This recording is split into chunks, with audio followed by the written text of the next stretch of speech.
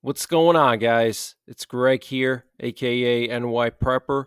It is Sunday, January 21st, 2024, and I have some breaking news to share with you guys. I wanted to update you on the situation in Iraq, the U.S. base that was attacked by Iranian backed militants yesterday. So, U.S. Central Command officially put out this tweet here, and I want to read to you what it says. But according to the New York Times, citing Pentagon officials, about 70 American soldiers were injured in recent attacks in Syria and Iraq. Okay, I'll repeat that again. 70 American soldiers were injured in recent attacks in Syria and Iraq. And apparently, over 15 U.S. Patriot missiles were fired from the Al Assad air base in Iraq to intercept the incoming Iranian missiles. And it's reasonable to assume that the Patriot missile system was either overwhelmed because there were so many missiles being fired at it, or it ran out of interceptors because several of the missiles got through and hit the base. Okay, and if you guys don't know what I'm talking about, check my last update or just turn on the mainstream media. They're talking about it too. Okay, yesterday there was a massive attack on a U.S. air base in Iraq. This is very, very serious, guys. And the New York Times is now citing Pentagon officials saying 70 American soldiers were injured. So let me read to you what Central Command had to say about this.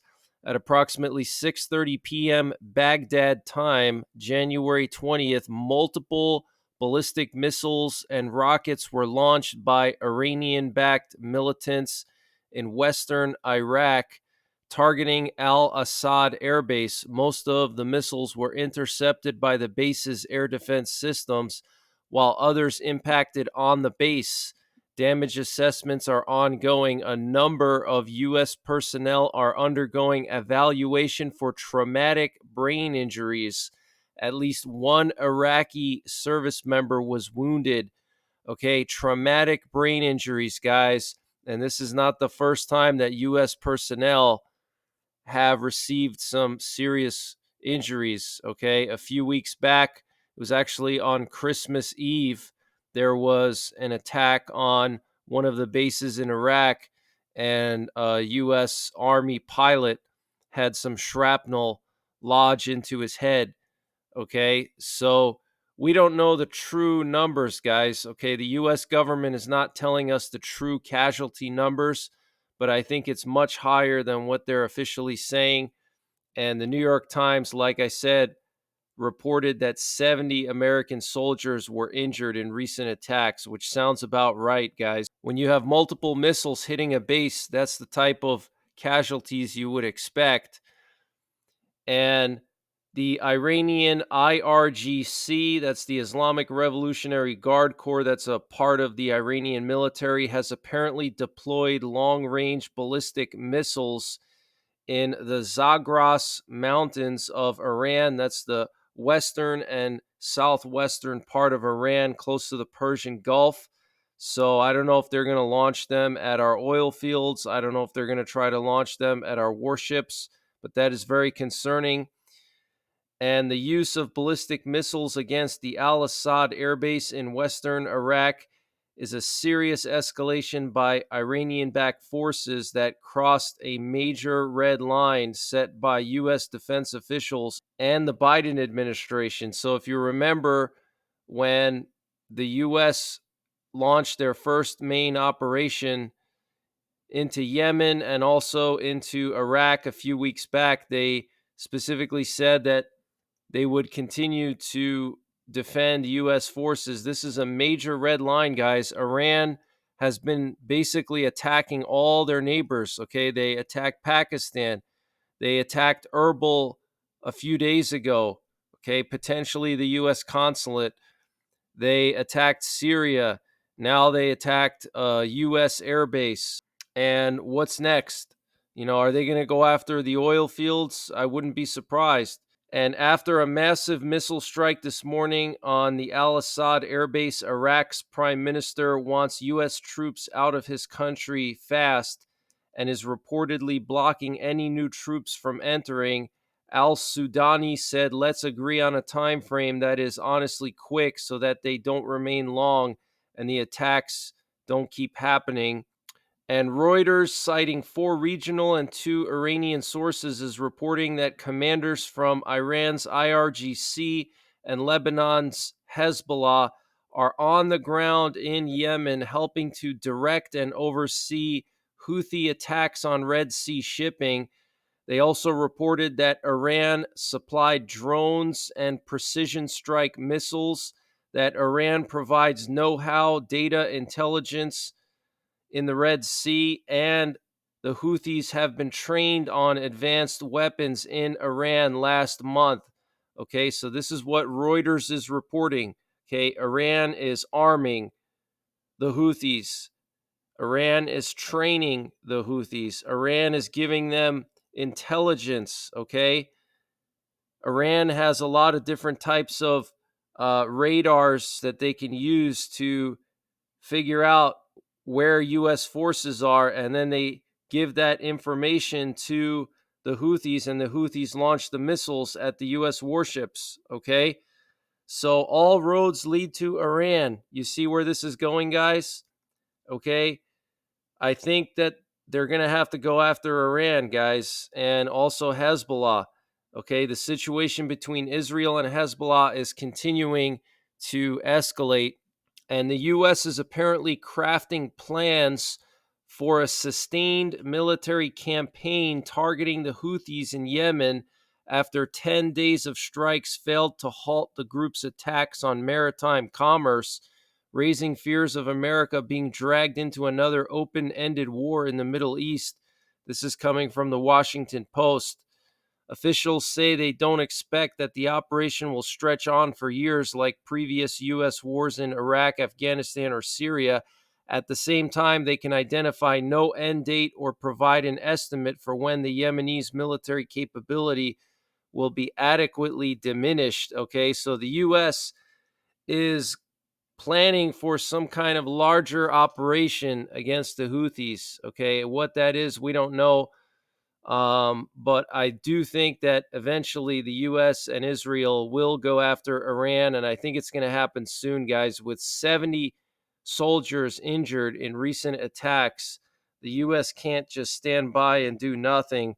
Although with the Biden administration, it wouldn't surprise me, to be honest with you. And a private source has confirmed that a senior Houthi leader, as well as 2 Iranian leaders who were experts in the field of missiles, have been taken out as a result of an American air raid on a military base in the Al Baida Governorate in Yemen. Okay, and this is on top of the Israeli strike on Syria yesterday that took out several Iranian IRGC commanders, including the intelligence commander of the Quds force. Okay, so things are really escalating in the Middle East, guys. It's really a powder keg. And Houthi sources are claiming a major event has happened tonight in Yemen that could ignite a regional conflict, with the details about what has happened expected to be released soon. So this was reported yesterday. So we'll have to wait and see what the Houthis say. And I want to just read to you all of the different operations that the U.S. has undertaken against the Houthis in the last week and a half. So on January 11th, they launched their first operation against the Houthis. They hit 60 targets at 16 locations. Then on January 13th, they targeted a Houthi radar site. Then on the 16th, they targeted 4 Houthi anti-ship ballistic missiles ready for launch. Then on January 17th and 18th, they targeted 14 Houthi missiles ready for launch. On January 18th, again, they hit 2 more Houthi anti-ship missiles ready for launch. And then on January 19th, they hit 3 Houthi missiles ready for launch. And then yesterday, they hit 1 Houthi missile ready for launch. So basically, every single day, the U.S. has been launching sorties over Yemen, destroying these anti-ship ballistic missiles ready for launch. Okay, but they're still not degrading the Houthis' capabilities enough. Okay, these are like bare bones operations. They're just doing the bare minimum necessary. Okay, so they're going to have to step it up and increase their operations scope and scale if they want to eliminate the threat from the Houthis. And the UK is set to upgrade their warship missile defense system in use in the Red Sea. And apparently, the Israeli military has escalated their northern front forces to the highest level of readiness possible. Okay. And we know that the Israeli foreign minister is going to be traveling to the US and Europe on Monday. And I think this is going to be basically the final chance for diplomacy between Israel and Hezbollah. Okay, Blinken came to Israel last week, as did Hochstein. Okay, and their goals were to basically create some kind of a peace agreement between Hezbollah and Israel, and that has failed. Now the Israeli foreign minister is going to give his chance at diplomacy, but I don't think it's going to happen, guys. So I think we're going to see multiple fronts opening up soon. We're going to see Israel go into Lebanon. We're going to see Iran launching more missile attacks at various places, potentially even our oil fields, guys. Imagine if they launch 100 missiles into our oil fields in the Middle East. That would be catastrophic, okay? So get prepared physically, spiritually, and mentally. The most important prep is your faith in God, our Lord and Savior, Jesus Christ. And Netanyahu says he will not compromise on full Israeli security control over the area west of Jordan, and says this is contrary to a Palestinian state. And the Wall Street Journal is reporting that U.S. intelligence agencies estimate that Israeli forces have eliminated 20 to 30% of Hamas members. And the Wall Street Journal is also reporting that U.S. intelligence agencies estimate that Hamas has enough munitions to continue targeting Israel and Israeli forces in Gaza for months. Okay, months. And this update was sponsored by My Patriot Supply. Guys, they have brought back their 25% discount on their 3-month emergency food supply. And to get the deal, you got to go to preparewith.nyprepper.com. The link is in the description below this video. But this 3-month emergency food supply is freeze dried, so it has a 25-year shelf life. And it's all contained within 6 rugged water resistant buckets. And free shipping is included. So again, use the link preparewithnyprepper.com to get 25% off of the My Patriot Supply 3-month emergency food supply. It's really a no-brainer. 25-year shelf life. You don't have to worry about your food preps going bad. You don't have to worry about rotating anything. And it's all contained within 6 buckets. So you can find the space to store 6 buckets, guys. And they also have a general store. If you click on the My Patriot Supply logo at the top of the page when you get to preparewithnyprepper.com, you can access their general store. And they have all kinds of prepping and survival items for sale. They have MREs, they have survival seeds, they have potassium iodide, they have survival bars. So check it out. Preparewithnyprepper.com to get 25% off of the My Patriot Supply 3-month emergency food supply. And the link is in the description below this video. And a terminal of the Russian Novatek natural gas company caught on fire in the port of Ust-Luga near St. Petersburg on the Baltic Sea last night, shortly before the fire in Ust-Luga. Residents of nearby towns reported the sounds of drones in the sky, followed by kabooms. As reported by Russian media, it was a drone attack by Ukraine. Ust-Luga is located 860 kilometers from the Ukrainian border. That's 500 miles approximately. The Shtjelglavsky plant in Russia's Tula region is reportedly on fire after Ukrainian UAV attacks, and it produces military equipment for the Russian military, including Pantsir air defense systems. And there were also kabooms heard in several cities across Russia yesterday, including Smolensk and Oryol. So Ukraine is really taking the fight to Russia. They're sending long-range UAVs into Russian territory, deep into Russian territory. And just a few days ago, they also hit St. Petersburg for the first time. And one of the drones actually flew over Putin's villa in Valdai. Okay. They hit another fuel depot a few days ago in Bryansk. So Ukraine is really stepping up the drone strikes on Russia. And following the UK, France will sign a security agreement with Ukraine in February. French diplomatic sources have said the accord would outline the framework for long-term humanitarian aid, support for reconstruction, and military assistance. And Vladimir Putin announced his willingness to visit Pyongyang in the near future during a visit with North Korean Foreign Minister Cho Sun-hu in Russia last week. North Korea's state news agency reported today. Okay, so Putin might be actually going to North Korea, to Pyongyang.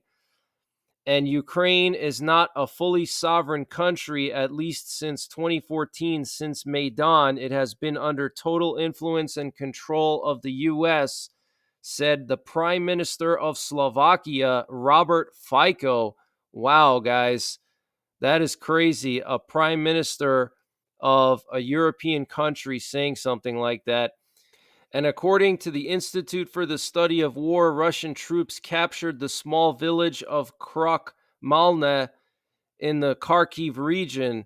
So Russia's making more small gains, guys. And 36% of Americans say they have more credit card debt than emergency savings, up from 22% a year ago, according to a Bankrate survey. And I want to just show you guys this footage of what appears to be some kind of UFO flying over North Carolina. I don't know. What do you guys think about this? I've never seen this before. Is this AI? Is this computer generated? What do you guys think this is? I have no idea. I thought I would just share it with you again. And if you missed my recent updates, the Baltic countries are building a massive defense line along their border with Russia. And the Estonian defense minister released this picture here showing what some of the bunkers that they're going to be building are going to look like. Estonia said they're going to build 600 bunkers on the border with Russia. And this is pretty serious, guys. It looks like they're going to have trench lines and then these concrete bunkers every few hundred meters. And the bunkers are going to be covered with earth. So this is pretty serious, guys. And we have a geomagnetic storm watch for Monday into Tuesday, a G2 geomagnetic storm watch, which is a moderate geomagnetic storm. There was a coronal mass ejection yesterday. There could be auroras visible in the northern tier of the United States. Places like New York all the way to Idaho could see auroras Monday night, okay, on the 22nd into the 23rd. So if there's a clear sky, go outside Monday night and look to the north. You might see an aurora borealis, and we do have a lot of sunspots facing us right now. Look at all these sunspots, guys. So I'm going to continue to monitor all these events. Make sure you're subscribed. hit the bell icon below so you get notified when I post these updates. And I will be back later on this evening with another update. So until then, have a good Sunday. Remember to thank God for all the blessings in your life. And until then, take care. God bless. And don't forget the 3 Ps: prepare, practice, and persevere.